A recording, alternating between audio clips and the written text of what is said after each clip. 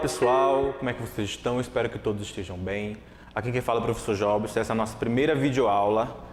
Na verdade eu mandei uma outra videoaula para vocês, uma mostrando a minha cara deformada lá na minha webcam e a outra mostrando apenas a minha voz e mostrando o livro digital para vocês. Agora essa é a primeira videoaula comigo, lindo, maravilhoso aqui, no quadro branco, explicando para vocês o nosso conteúdo, beleza? Então, como vocês já sabem, como a gente já tinha combinado, já tinha avisado para vocês, nós iremos iniciar a nossa segunda unidade falando sobre o capítulo 5, né? Essa aula é direcionada para o 9º ano, tá certo? É porque o capítulo 5 também tá para o 8º ano. Mas vamos lá. Capítulo 5, tá? Nosso primeiro capítulo da segunda unidade, com o título Nova Desordem Mundial, tá certo? Então ele já começa introduzindo o capítulo, fazendo essa brincadeirinha aí com se é ordem ou é desordem mundial, tá certo? E para iniciar o capítulo, o próprio livro do Sais, ele já começa falando, trazendo a palavra-chave disputa, entre aspas, tá? Disputas pelo mundo, ok? Ou seja, pelo controle do mundo ou de algumas regiões do mundo, a gente vai ver isso mais detalhadamente já já. E ele faz uma analogia com o xadrez. Então, com certeza, todos aí já conhecem o jogo xadrez, né? Que é aquele jogo de estratégia, onde você tenta chegar em um determinado ponto para matar o rei e tudo mais. Beleza? Então, o mundo, ele sempre esteve, né? É como se o mundo sempre esteve organizado como um jogo de xadrez, né? Onde alguns países, tá? Alguns mais influentes, mais ricos que os outros, tentam, né, sempre tentaram ao longo da história, influenciar ou dominar, né, algumas regiões, algumas partes do mundo, tá certo? Um exemplo claro disso é o período das grandes navegações, onde os colonizadores, né, queriam novas terras, novas regiões para o seu domínio, ok? Então, aí ele pergunta, né, será que estamos vivendo uma nova ordem mundial ou será que deveríamos chamar de uma desordem mundial? Né? Então a gente vai refletir sobre isso ao longo desse capítulo, beleza? Então, para o primeiro tópico que eu separei para vocês, que o livro separou para vocês, nós temos aqui a nova ordem mundial, tá certo? E a gente vai ter como marco dessa nova ordem mundial a queda do Muro de Berlim, ok? Então, antes do Muro de Berlim, como é que o mundo estava se configurado? Né? O mundo estava organizado bipolarmente, ou seja, dois polos. Bi, né? Dois. Então, antes da queda do Muro de Berlim, o Muro de Berlim foi um símbolo, tá? Para essa divisão do mundo. Então, do lado oriental eram os países de influência e de controle socialista, do lado ocidental, os países de controle e influência capitalista. E cada região tinha uma potência, né? Um país como potência. No caso dos países socialistas, nós temos a União Soviética, né? Ou a URSS, União das Repúblicas Socialistas Soviéticas. Do outro lado, o lado capitalista, nós tínhamos como grande influenciador, né, os Estados Unidos, que a gente vai falar muito dele nesse capítulo também. Beleza? Então, quando o Muro de Berlim ele cai, uma nova ordem mundial se instaura, tá? Se instala. Então, nós teremos aqui a União Soviética, ela deixa de existir, tá certo? Quando o Muro de Berlim cai, o socialismo ele rui como sistema econômico. Alguns poucos países continuam socialistas, como Cuba, por exemplo, tá certo?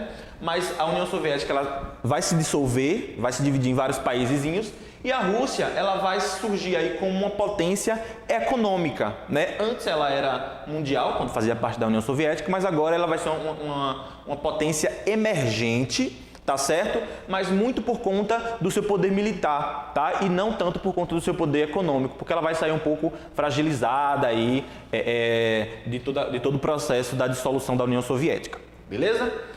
Daí se estabelece uma nova ordem mundial, tá? Que nova ordem mundial é essa? Uma ordem mundial multipolarizada. Tá? Essa é uma palavrinha-chave para todo esse capítulo. Então, anteriormente, nós tínhamos um mundo bipolarizado, apenas dois polos, socialistas e capitalistas, e hoje nós temos vários polos de poder em várias regiões do mundo, tá? Ásia, Europa e Américas. Vou falar para vocês já já sobre isso. No capítulo anterior, que foi o capítulo 4, a gente falou muito sobre a Europa dividida, o processo da queda do Muro de Berlim, tá certo? As características da Europa Oriental e Ocidental. Então, é muito importante que vocês relembrem aí, eu sei que muitas pessoas vão lembrar, certo? Por conta do testezinho da prova que a gente fez. Mas é muito importante que vocês lembrem alguns termos do capítulo 4 para a gente entender melhor isso daqui, beleza? Então, olha só.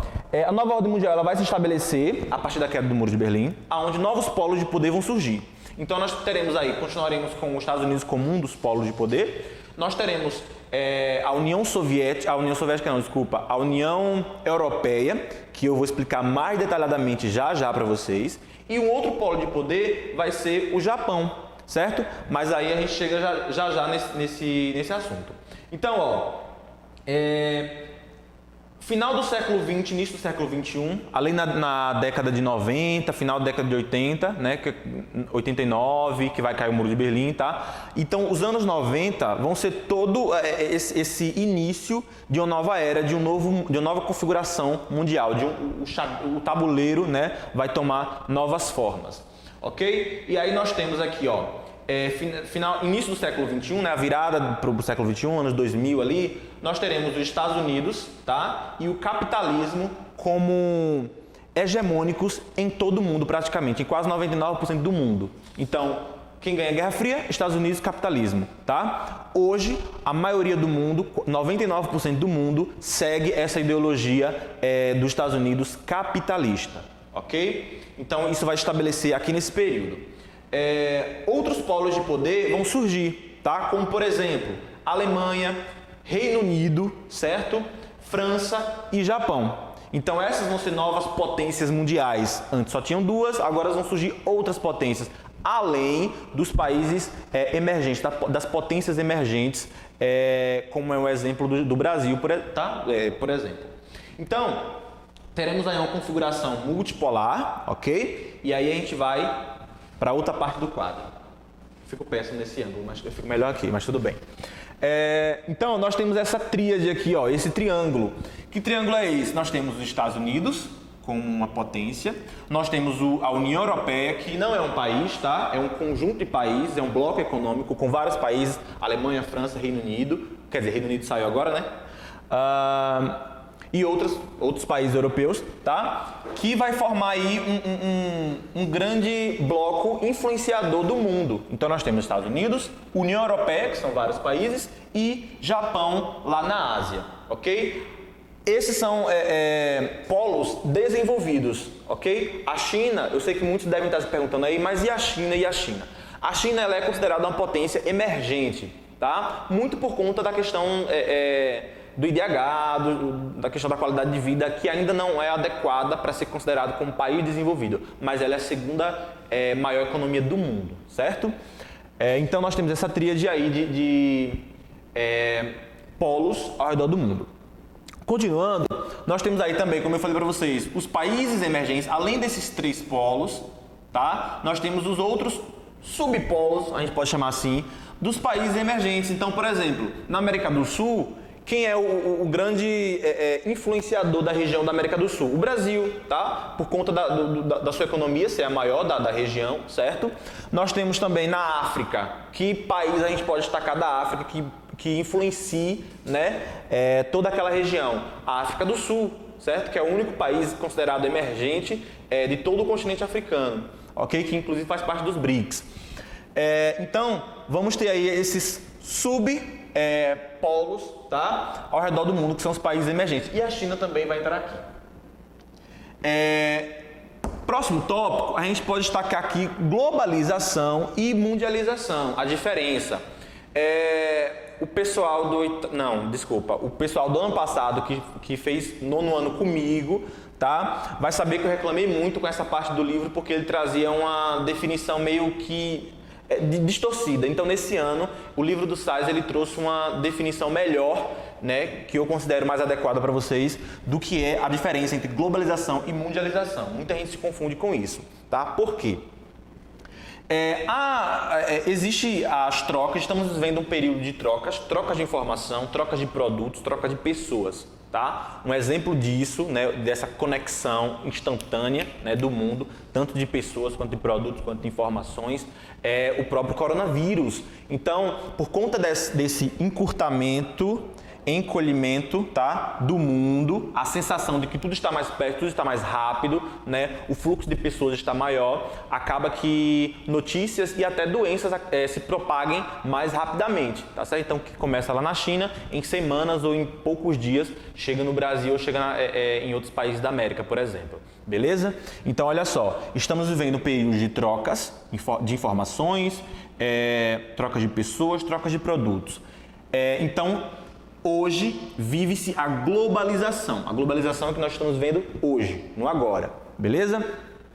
A mundialização, ela se configura da seguinte forma: relações mundiais, ponto de partida para a globalização. Então, a mundialização, ela é o processo, tá? É como se fosse a introdução da globalização, digamos assim, é o processo de internacionalização, certo? Das relações. Então, é como se fosse a introdução da globalização, tá certo? E ela vem antes da globalização, ok? Por quê? Na mundialização não se tem os processos tecnológicos que se tem na globalização, por exemplo. A globalização ela já traz elementos das multinacionais, as políticas do mundo elas começam a ser influenciadas pelas redes de comunicação, a internet, por exemplo. Então, é outra parada, tá certo? Então, olha só uma definição legal aí que vocês acham no livro também, mais detalhadamente, sobre mundialização, ok? Relações mundiais, tá? É umas relações mundiais. E é o ponto de partida para a globalização. A globalização, ela vai ter início, tá? A gente pode falar que a mundialização pode ter início antes das grandes navegações, tá? Quando Europa, Ásia, né, e Índia mantinham relações. Então, os impérios iam devagar, né, se expandindo ao redor do mundo. Então, isso é o processo de mundialização.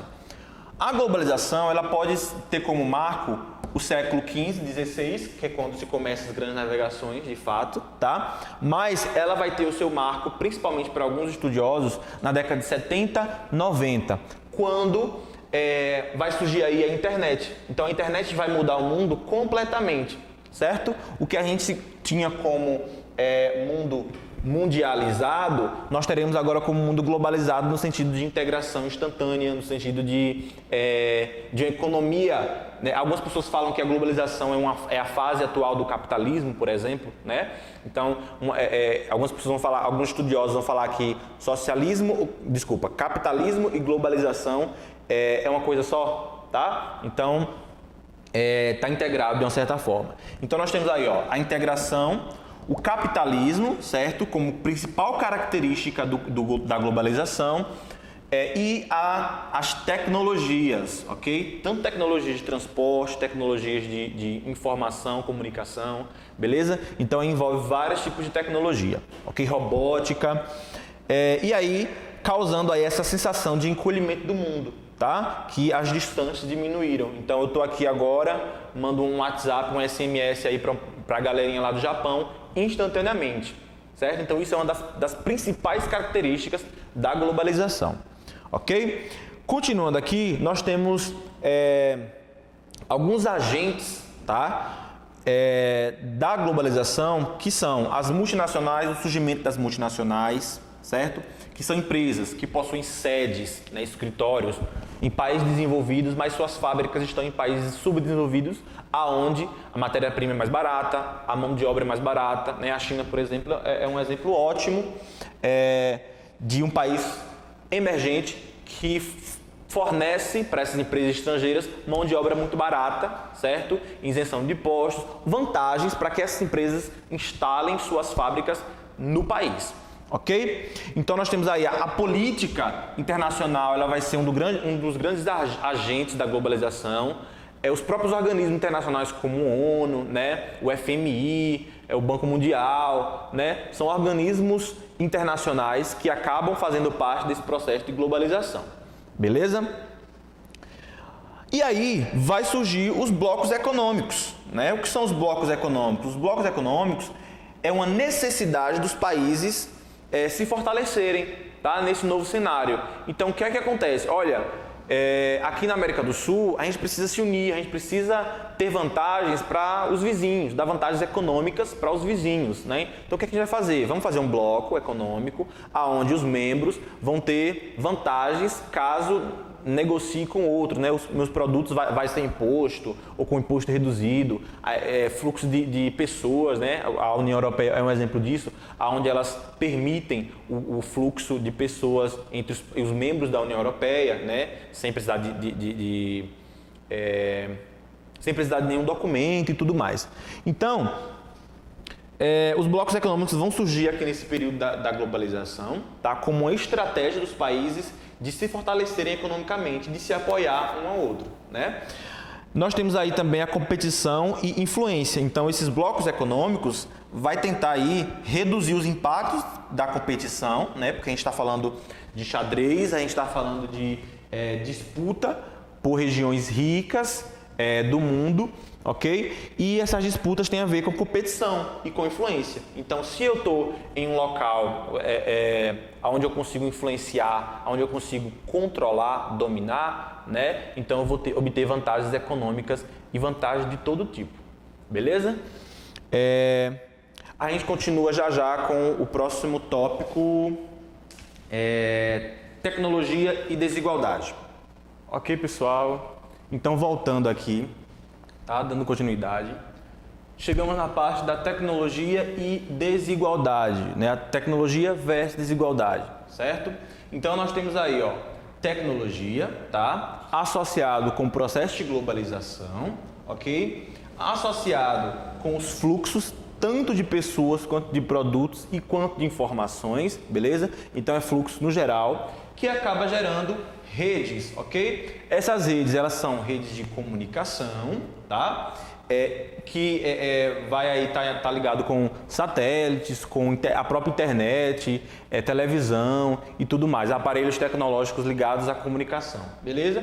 Quanto redes de transportes, tá? Que facilitam aí o fluxo de pessoas e mercadorias, certo? E produtos. Então, no processo de globalização, nós teremos aí o surgimento das redes de comunicação, tá? E as redes de transporte, que vai transportar aí pessoas e produtos e mercadorias, ok?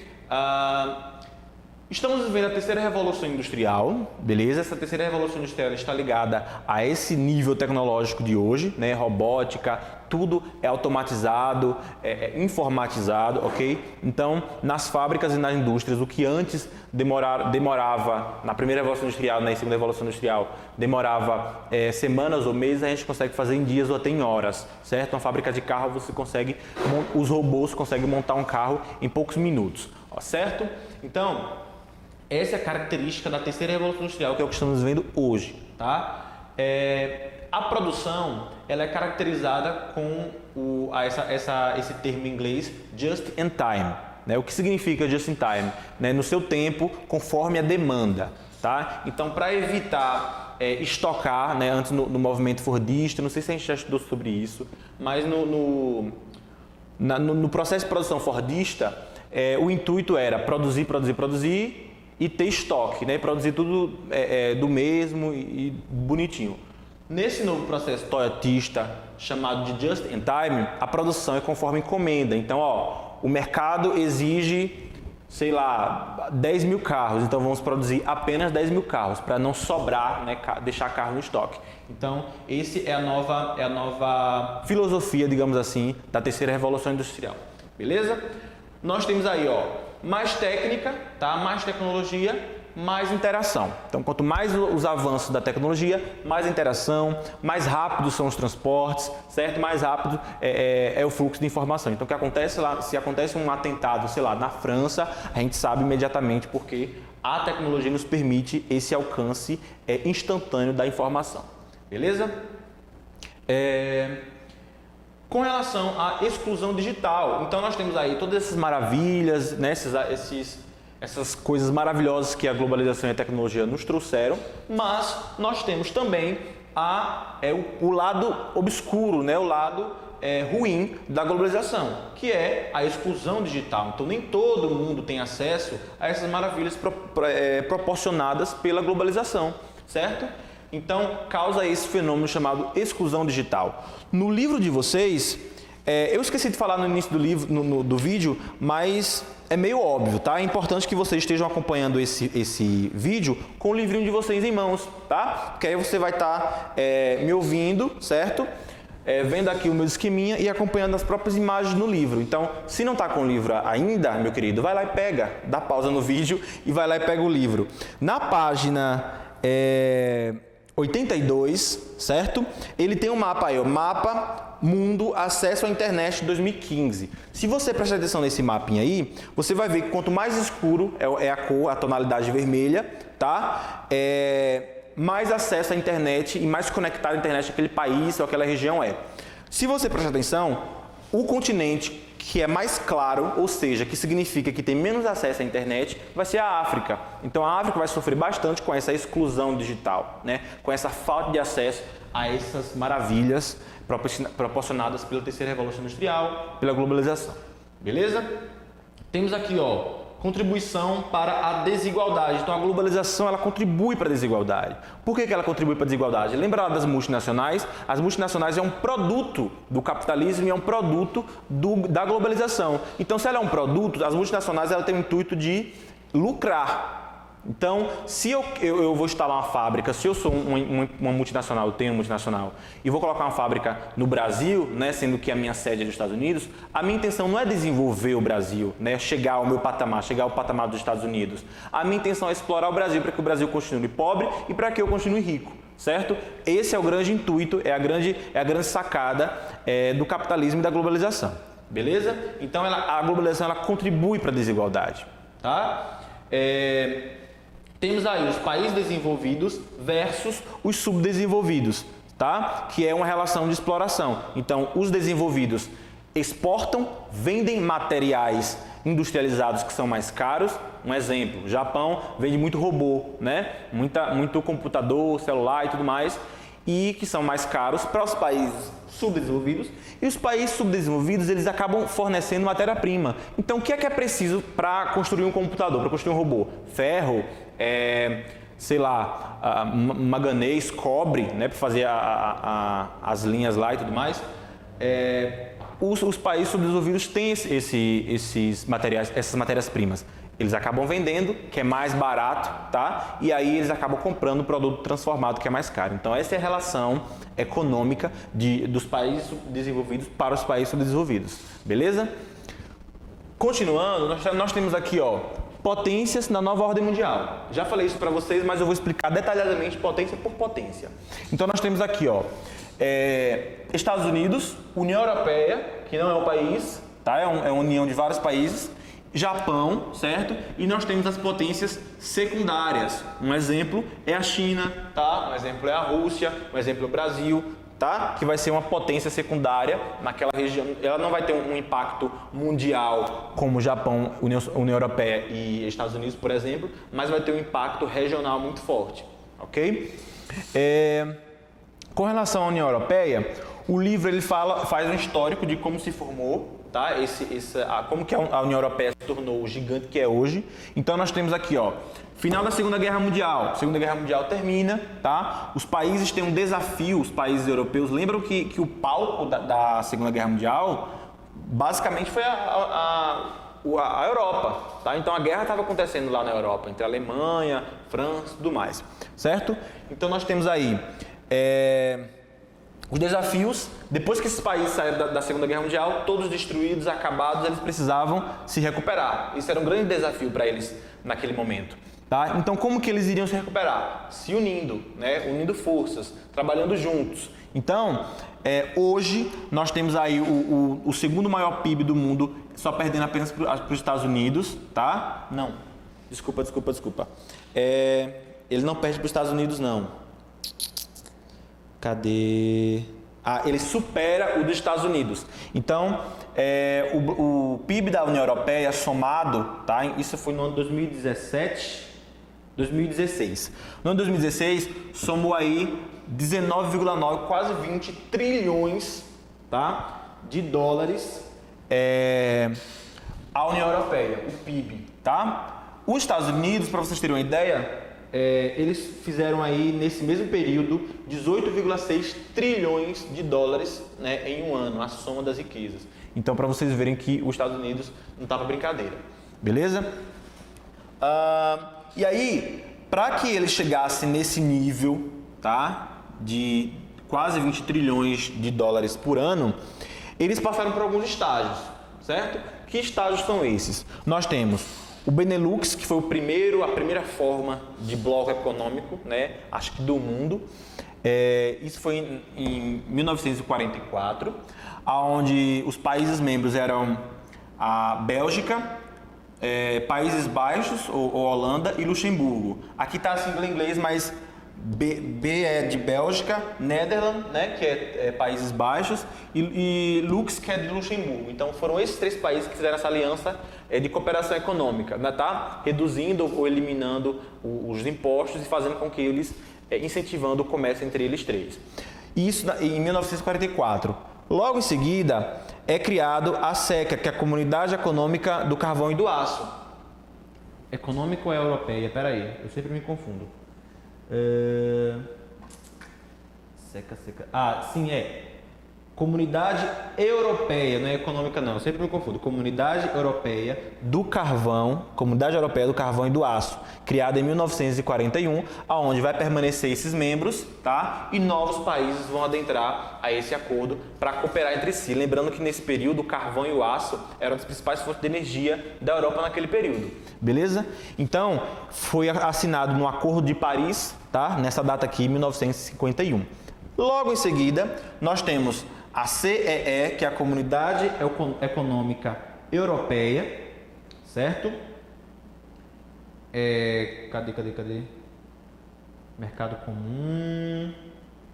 Comunidade Econômica Europeia, em 1957, que vai ser assinado no Tratado de Roma, ok? Aqui já começa a se configurar, né, o que iria logo em diante ser chamado de União Europeia, certo? Algumas pessoas vão falar que foi o primeiro grande passo, digamos assim, o Tratado de Roma para dar início à União Europeia. Em seguida, nós temos novas adesões, vários outros países vão aderindo a esses acordos comerciais, certo? Lembre-se que a União Europeia, a Europa sempre esteve em guerra e sempre foram inimigos, aqueles países sempre foram rivais. Então, para fazer esses acordos, demorou um certo tempo, né, para eles conseguir visualizar vantagem para todo mundo. Então, nós temos aqui o Tratado de Maastricht, tá? O Tratado de Maastricht, que vai ser em 1992, aonde eles vão fazer de fato, tá? Vão criar aí o nome de fato, que é a União Europeia, ok? E novos membros vão integrar aí esse bloco. São muitos países, acho que são quase 20 e poucos países, 19, tá? O Reino Unido vai sair, 19 é só os países que fazem parte da zona do euro, que eu vou falar já já. Outros países fazem parte do bloco econômico, mas nem todos usam o euro como moeda. Então, em 1992, a União Europeia vai surgir com base no Tratado de Maastricht, ok? Esse vai ser o período. Todos os países que fazem parte da União Europeia, vocês podem visualizar aí na página 86 do livro de vocês. E aí, eles vão firmar as 4 liberdades nesse bloco econômico. Que liberdades são essas, tá? Livre circulação de produtos, livre circulação de pessoas. Ai, meu Deus do céu. Espera aí que eu me perdi. Corta. Livre circulação. Aqui. 4 liberdades. Volta. Livre circulação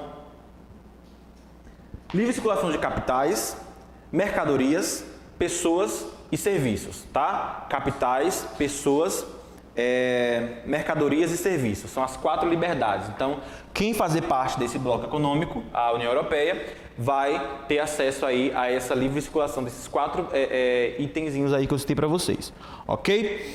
E em seguida nós temos a criação da moeda única para esses países, lembrando que nem todos utilizam essa moeda, que é o euro. Então, 19 países que fazem parte da União Europeia, que são mais países, acho que 23, se eu não me engano, países, fazem parte da União Europeia, mas nem todos utilizam o euro como moeda. Então nós teremos aí a criação da moeda única, nós temos o leste europeu sendo...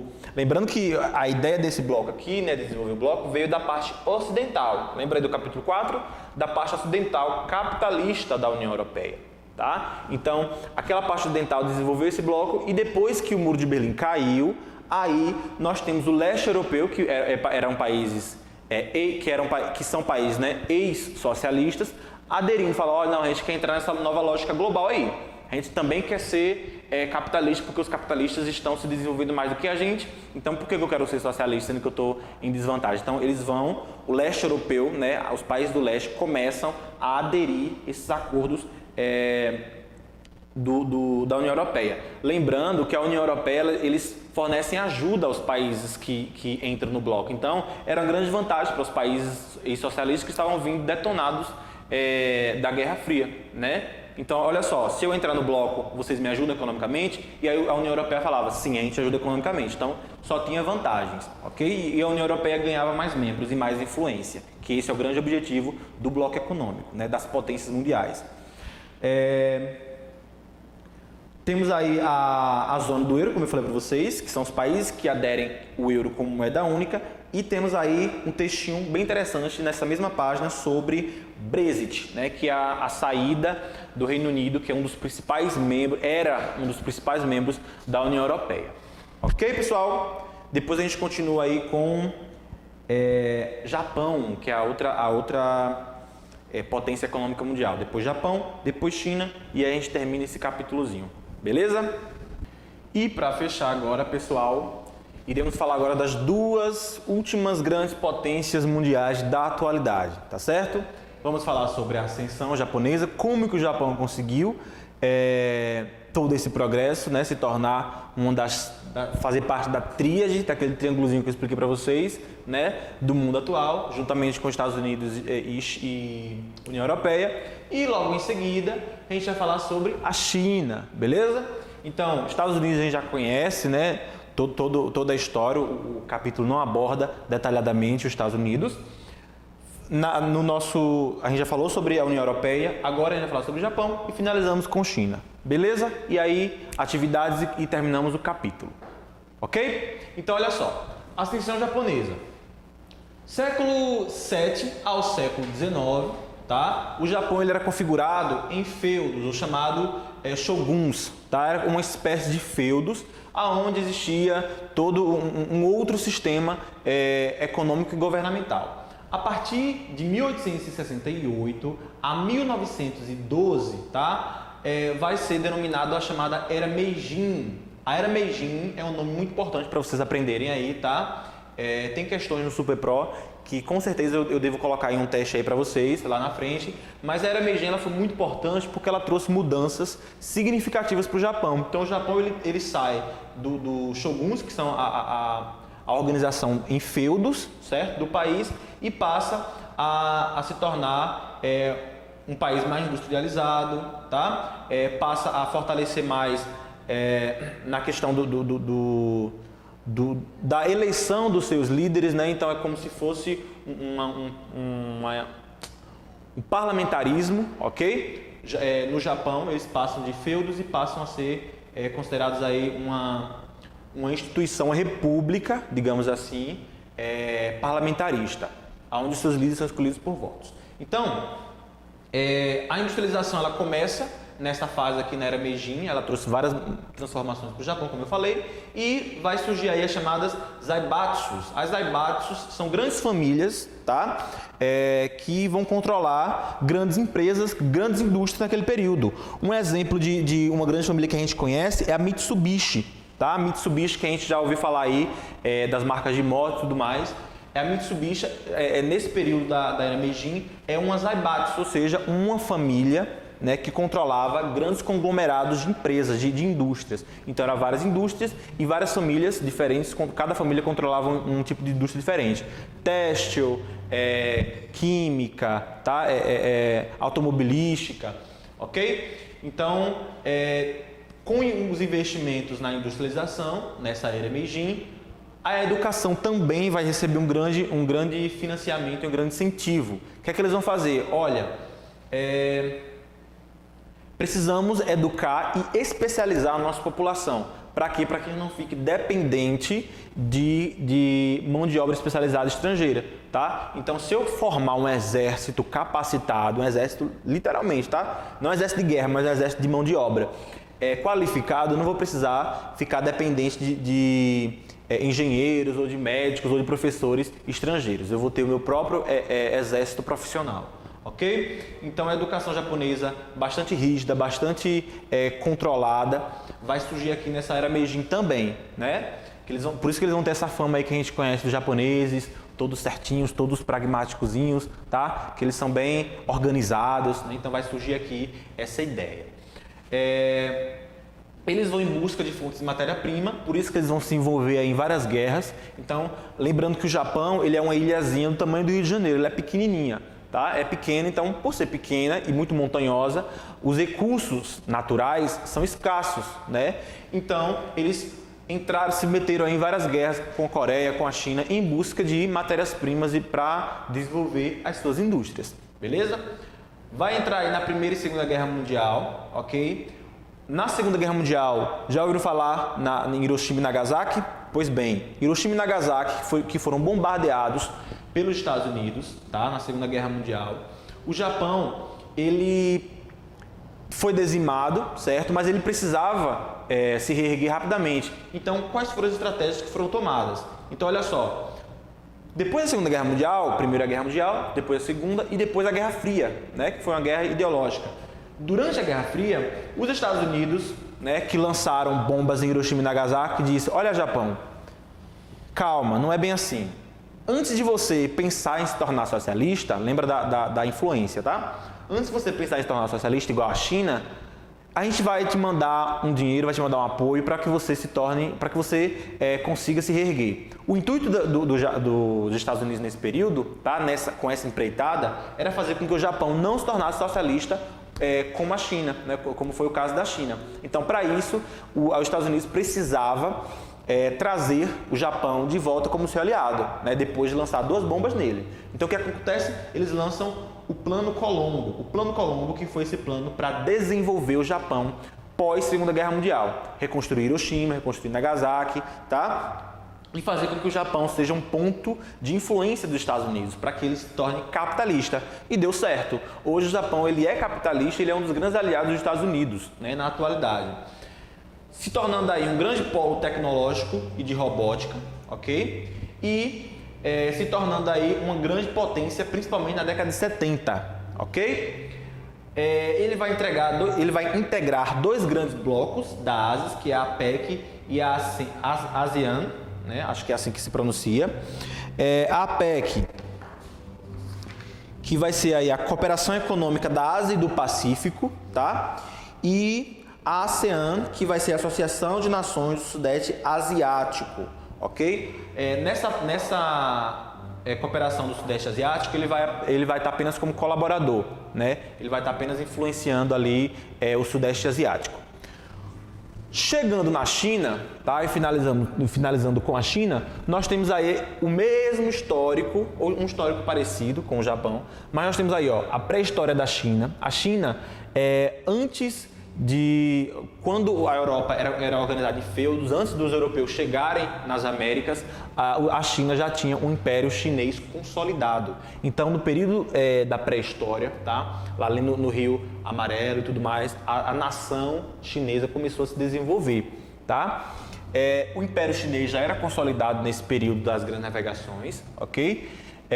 E aí nós temos a Europa, vai chegar com o capitalismo, ok? Na China na década no século XX e fazendo com que a China se torne capitalista e aconteça algumas fragilidades econômicas no próprio país, certo? Vai acontecer aí logo em seguida a chamada Revolução Chinesa e em que vai durar de 1911 a 1912 e a última dinastia vai ser a dinastia Qing. Então, finalizou com a dinastia Qing começa-se a China República. Então sai a China Império com a Revolução, tá? A China deixa de ser império, a última dinastia é a Qing e ele passa a ser uma república, beleza? Acontece várias instabilidades, obviamente, porque sempre quando se passa de um regime para o outro, acontece várias instabilidades e vai surgir aí o PCC, que é o Partido Comunista Chinês, tá? De Mao Tse Tung. Já ouviram falar de Mao Tse Tung? Mao Tse Tung, que vai ser aí um grande líder comunista, influenciado pelos ideais da Revolução Russa, tá? Que instaurou o socialismo lá na Rússia. Teremos aí os nacionalistas versus os socialistas. Os nacionalistas que queriam uma república chinesa capitalista, tá? E os socialistas que queriam uma república chinesa socialista, né? Ou comunista. Isso vai durar até 1949. Quem vai sair vencedor são os socialistas, ok? Então a China instaura a República Popular da China, que é comunista hoje em dia, até os dias de hoje, mas com algumas diferenças. Então, os nacionalistas vão ser expulsos para a ilha de Formosa, também conhecida como Taiwan, né? Então eles vão ser meio que expulsos. Hoje Taiwan é capitalista, mas faz parte da China, é um processo meio conturbado entre eles dois. E a China ela começa a desenvolver um próprio modelo, tá? Socialista.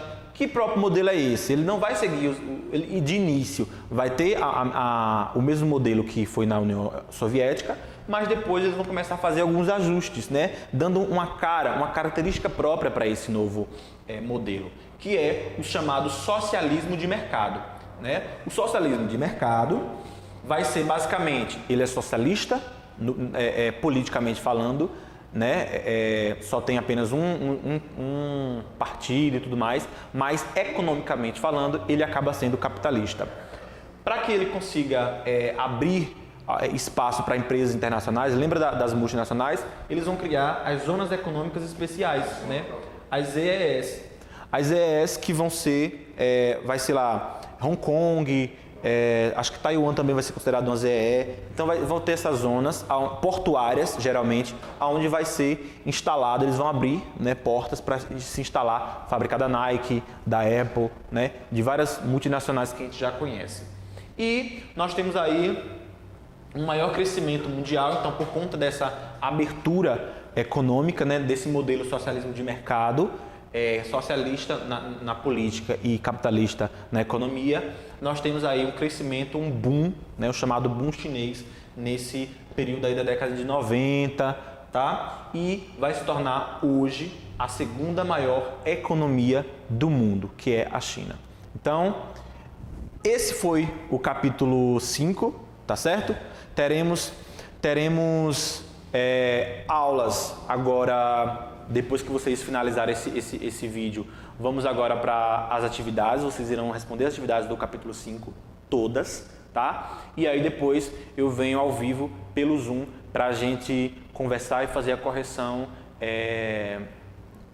instantaneamente falando, né? Ao vivo. Então, essa foi a nossa aula, pessoal. Muito obrigado. Até a próxima. Tchau, tchau.